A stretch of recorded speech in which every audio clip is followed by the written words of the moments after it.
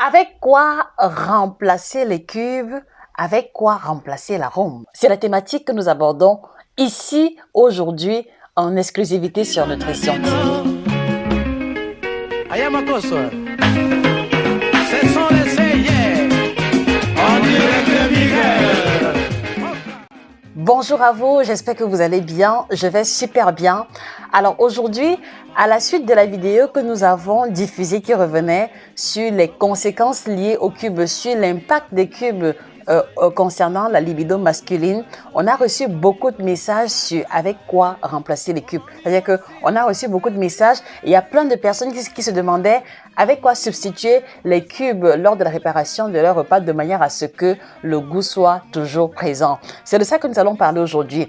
Mais avant d'y arriver, les amis, je vous invite à vous abonner sur la page en cliquant sur le bouton s'abonner et en activant la clochette de notification. Et pour ceux qui arrivent ici pour la première fois, bienvenue sur cette plateforme réservée à l'alimentation africaine. Et à cet effet, je m'appelle Josika, je suis chirurgienne en nutrition, spécialiste de l'alimentation tropicale. Voilà, je suis la personne indiquée pour vous aider à creuser en profondeur nos pratiques alimentaires africaines dans le but de vous en livrer l'essence véritable, positive comme négative et évidemment avec des alternatives. Et je vous informe en passant que nous avons mis sur pied 4 ouvrages qui reviennent tous sur l'alimentation de manière générale. Donc vous avez les aliments à bannir de votre alimentation, les 9 aliments tropicaux qui changeront radicalement votre santé. Vous avez le guide complet du ventre plat et enfin le guide complet de la femme ménopausée. Avec quoi faut-il remplacer les cubes? Alors, vous devez comprendre qu'il y a 2 cas de figure. Lorsque l'on veut se détacher des cubes, il y a 2 cas de figure. Soit on arrête complètement de les utiliser, d'accord? Et puis, on passe à autre chose pour ceux qui sont assez forts moralement, pour se contenter du nouveau goût de leur plat sans cube à l'intérieur. Soit également, le deuxième cas de figure, y aller de manière progressive en diminuant les doses, en diminuant les portions jusqu'à arriver à un stade où le détachement définitif n'est plus complexe. D'accord? Et donc, le choix de la formule va dépendre de tout un chacun. Je trouve que la première formule, elle est très intéressante pour ceux qui veulent vraiment s'en détacher, pour ceux qui ont compris, pour ceux qui ont été choqués par les effets négatifs du cube sur la santé. C'est plus facile de tourner la page et voilà, de vider complètement sa cuisine, ses placards de résidus de cubes. Mais pour ceux pour qui c'est difficile, parce qu'il y a beaucoup qui m'ont dit, écoute Josie, ma maman cuisinait avec les cubes, ma grand-mère également. Donc aujourd'hui, pour moi, je n'arrive pas à concevoir une sauce gombo sans cube. Je n'arrive pas à concevoir une sauce graine sans cube à l'intérieur. Donc je comprends qu'il y ait des personnes qui aient du mal à se détacher complètement et brutalement. Alors, pour le deuxième cas de figure, justement, qu'est-ce qu'on va faire? C'est que, premièrement, on va commencer par réduire progressivement la portion de cubes dans les repas. Alors, qu'est-ce que je veux dire par là? Cela veut simplement dire que si habituellement dans ma sauce tomate, dans ma sauce d'arachide, dans ma sauce crin-crin, j'utilise 4 cubes en moyenne ou alors que 5 parce qu'il y en a qui utilisent jusque 5. Si en général j'utilise 5 cubes pour un repas de 4, 5, 6 personnes par là, alors la première semaine, je ne vais pas arrêter de mettre les cubes dedans parce que le goût sera différent et il sera perceptible par toute la famille, ce qui peut les conduire à rejeter complètement le repas en question. Donc la première semaine, qu'est-ce que je fais? C'est que je vais utiliser seulement 3 cubes au lieu des 5 que j'utilise habituellement. Donc il y aura une diminution de quantité, mais le goût qu'apportent en général les cubes sera toujours présent. Peut-être pas à haute intensité, mais il sera présent. Et je pense que ceux qui vont manger le repas ne se rendront pas immédiatement compte. Dans la première semaine, on réduit à 3 cubes, on quitte de 5 cubes à 3. Et si vous utilisez 4, vous quittez de 4 à 2 et vous le faites comme ça pendant une semaine. On peut procéder semaine, ce que vous faites, c'est que vous allez maintenant quitter de 3 cubes à un seul cube. Attention, écoutez-moi bien. Vous quittez de 3 cubes à 1 cube, mais maintenant, vous ne vous contentez pas seulement de diminuer les 2 morceaux de cubes. En diminuant les cubes dans vos repas, vous allez apprendre à rajouter plus de condiments en milieu ou alors en fin de cuisson. Qu'est-ce que je veux dire par là? Par exemple, j'ai cuisiné la sauce tomate, c'est-à-dire que j'ai mélangé les différents ingrédients. La sauce, elle est presque prête. Maintenant, à la fin, je rajoute un cube, d'accord? Et puis maintenant, je vais faire encore une préparation supplémentaire de condiments composés d'ail, beaucoup d'oignons, d'accord, beaucoup d'oignons, beaucoup de poivre blanc et également de blanc de poireau mixé, d'accord, ou alors découpé en tout petits morceaux. Et en rajoutant dans la sauce cet excédent d'épices, d'accord, cela viendra compenser le goût qu'apportaient par le passé les différents cubes, d'accord. J'espère que vous comprenez, j'espère que vous voyez un peu ce qui se joue ici. C'est-à-dire qu'on réduit, d'accord, mais il faut pouvoir compenser parce que sinon, il y aura un vide au niveau du goût qui sera perceptible par les personnes qui vont manger et ils risquent de rejeter complètement le repas. Donc, vous réduisez à un cube pour la deuxième semaine, vous réduisez à un cube pour la deuxième semaine, mais vous compensez en milieu ou en fin de cuisson en rajoutant une portion de condiments supplémentaires. Et ça fait donc que la troisième semaine, vous n'allez plus utiliser de cubes parce qu'il y a eu cette phase de transition entre l'ajout de condiments et très peu de cubes. Et donc, la troisième semaine, puisque pendant la deuxième semaine, les membres de la famille se sont habitués à ce goût, voilà, qu'ils n'arrivent pas très bien à identifier, voilà. Ils sont déjà habitués à ce goût-là. Dans la troisième semaine, on va juste rajouter les condiments en fin de cuisson. D'accord? Donc voilà comment est-ce que vous pouvez réussir à vous détacher progressivement des cubes. Et une fois que vous êtes à la troisième semaine, vous vous rassurez qu'à la maison, qu'il n'y a plus ni arôme, qu'il n'y a plus de reste de cubes. C'est-à-dire que si un reste, vous mettez à la poubelle et puis maintenant, voilà, vous concevez la nouvelle liste de courses de manière à ce que personne n'en rachète plus. Voilà, donc troisième semaine, vous faites une quantité plus grande de condiments, d'accord, une quantité plus grande de condiments qui va être rajoutée en milieu ou en fin de cuisson. Voilà, donc ça c'est le premier cas de figure. Maintenant aussi, je suis consciente qu'il y a les plats traditionnels pour lesquels le cube est presque incontournable, surtout pour les cubes crevettes, surtout pour les cubes poulet, crevettes, poissons, etc. Voilà, alors maintenant à ce niveau, si par exemple vous faites une sauce traditionnelle à base d'arachide pour lesquels vous avez besoin d'utiliser le cube crevette, alors avec quoi remplacez-vous le cube crevette? C'est simplement que pour remplacer le cube crevette, vous allez juste, voilà, il sera juste question pour vous, d'accord, de laisser tomber le cube crevette ou alors de réduire progressivement, tel que je l'ai expliqué précédemment, mais de rajouter les crevettes moulues en remplacement de la portion de cube qui sera désormais absente. Est-ce que vous comprenez les amis? Est-ce que vous comprenez? Donc, ça dit que vous réduisez la portion de cubes crevettes et puis vous rajoutez des crevettes en temps réel, soit en morceaux, soit moulues dans votre préparation. Surtout dans les sauces comme sauce gombo, sauce d'arachide, sauce héros, sauce ndolé, en tout cas les plats, les sauces un peu traditionnelles pour lesquelles beaucoup ont considéré que l'absence de cubes est un crime culinaire. Ce qui n'en est rien puisque nos ancêtres, nos parents, nos aïeux, nos ancêtres et nos aïeux ont cuisiné ces mêmes plats traditionnels sans utiliser de cubes à l'intérieur. Donc, d'où vient-il qu'aujourd'hui, vous allez vous dire que non, une sauce d'arachide sans cubes, c'est pas une bonne sauce d'arachide? Non, c'est simplement un ancrage mental qui a été établi, un ancrage social, un ancrage anthropologique. Le réflexe de voir maman mettre les cubes, le fait de voir tout le monde autour de moi utiliser les cubes qui fait en sorte qu'aujourd'hui, vous considérez comme impossible le fait de cuisiner sans cubes. Mais je vous rassure qu'il est possible de cuisiner sans cubes. J'en suis la preuve vivante. Je m'en suis détachée il y a près de 10 ans déjà et honnêtement cela ne me manque absolument pas. Même pour le poisson braisé, on peut faire le poisson braisé sans utiliser les cubes à l'intérieur. Donc faites simplement une bonne préparation d'épices en mettant un accent particulier sur l'oignon, l'ail moulu, un peu d'épices traditionnelles, d'accord, et puis également des plantes aromatiques telles que le basilic ou alors le persil. Et vous allez vous rendre compte que 2-3 fois comme ça, en cuisinant ainsi 2-3 fois, vous ne ressentirez pas le manque. Voilà, donc voilà ce qui concerne le remplacement des cubes crevettes.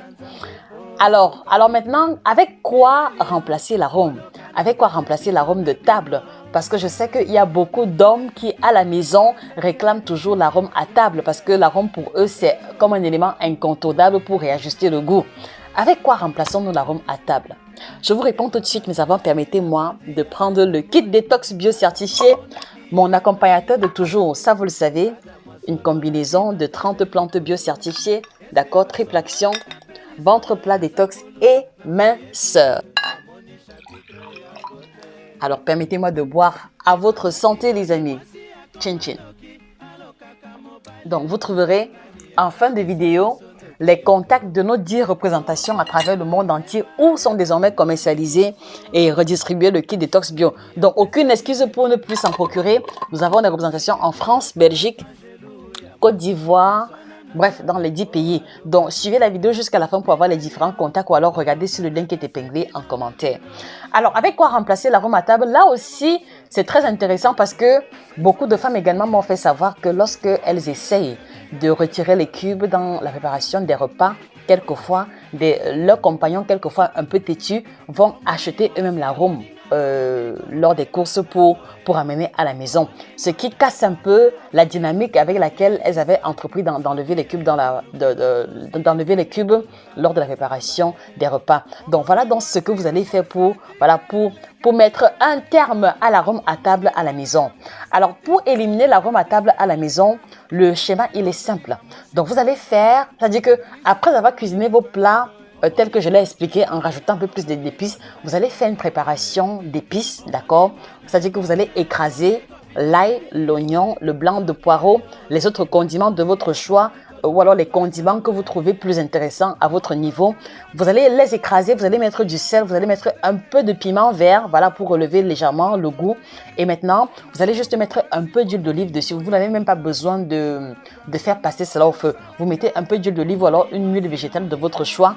Et c'est ça que vous allez déposer à table. C'est-à-dire que une fois que le repas est servi, et que des personnes à table veulent réajuster le goût, elles pourront puiser dans le petit bol de condiments que vous aurez apprêté. Parce que finalement, c'est ça en fait. C'est-à-dire que quand on met l'arôme à table, quand on met l'arôme dans son plat, c'est parce qu'on veut réajuster le goût. D'accord? Donc voilà donc désormais une combinaison d'épices qui va servir de remplacement d'arôme à table. Voilà. Et l'avantage à ce niveau, c'est que non seulement la combinaison d'épices va apporter plein d'antioxydants, mais elles vont également jouer des rôles anti-cancer. Elles vont faciliter la digestion.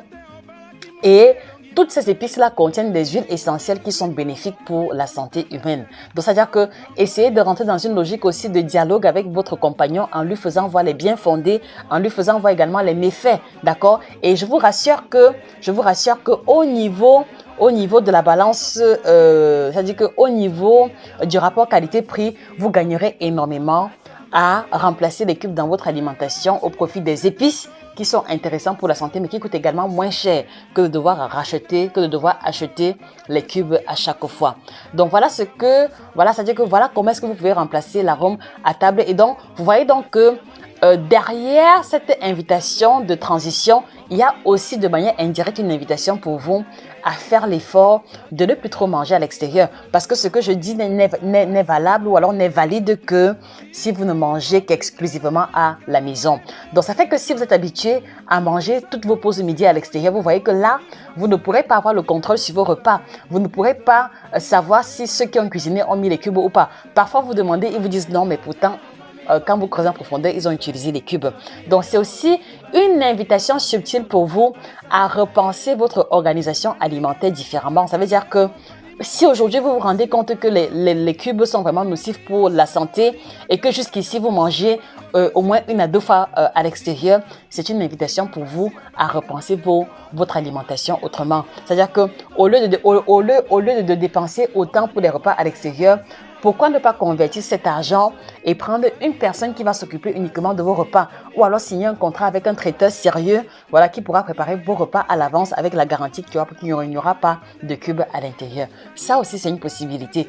Ou alors, c'est aussi une invitation pour vous à revoir votre organisation dans le sens où vous pouvez décider le week-end, par exemple, de faire les courses, d'apprêter les éléments principaux de vos repas et cuisiner vos repas vous-même. Ça aussi, c'est une possibilité. Vous cuisinez vos repas le soir en rentrant du travail, vous mettez dans une gamelle et voilà votre déjeuner pour le travail qui est prêt pour le lendemain. Donc ça aussi, c'est une possibilité. En tout cas, l'idée générale est de vous pousser à vous faire comprendre que manger équilibré Avoir la santé par l'alimentation demande de la responsabilité à votre niveau. Cela demande une certaine implication à votre niveau et donc vous ne pourrez pas toujours continuer à remettre votre santé entre les mains des personnes qui sont là pour faire du gain.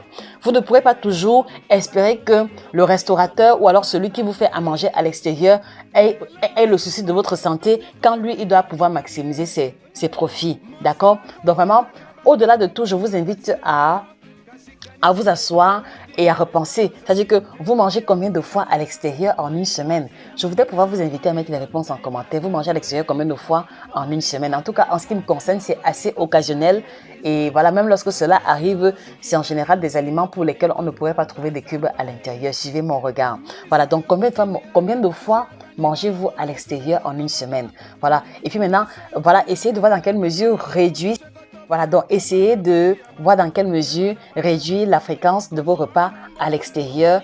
Et là, vous êtes certain de pouvoir avoir le contrôle, de pouvoir avoir la traçabilité sur vos différents repas, ce qui vous évitera d'être victime des repas de l'extérieur. Donc voilà, alors, les amis, moi je vous pose la question, voilà. Pour ceux qui continuent de manger les cubes, voilà, est-ce que vous vous sentez prêt à faire le grand saut pour retirer les cubes de votre alimentation? Et pour ceux qui ne consomment plus les cubes, voilà, quelles sont les autres astuces que vous avez mises sur pied, que vous utilisez, voilà, pour pouvoir assaisonner correctement vos repas sans difficulté? Je vous invite à mettre des réponses en commentaire. Cela pourra être source d'enseignement pour nous, mais cela pourra également profiter à d'autres personnes qui essaient de se libérer des cubes. Donc, comment avez-vous procédé? Quelles sont vos autres astuces que vous utilisez pour maximiser le goût de vos différents repas? Alors, je ne saurais me séparer de vous, les amis, sans vous inviter à vous abonner à nouveau à la page parce que chaque semaine, on va avoir du contenu différent dans le but d'édifier le plus grand nombre de personnes. Donc, je vous invite à vous abonner sur la page, à partager la vidéo à ces personnes qui trouvent difficile le fait d'arrêter les cubes. Partagez la vidéo autour de vous afin que beaucoup de personnes comprennent que on peut cuisiner les repas sans cubes et avoir toujours un rendu final très intéressant. Donc, partagez la vidéo.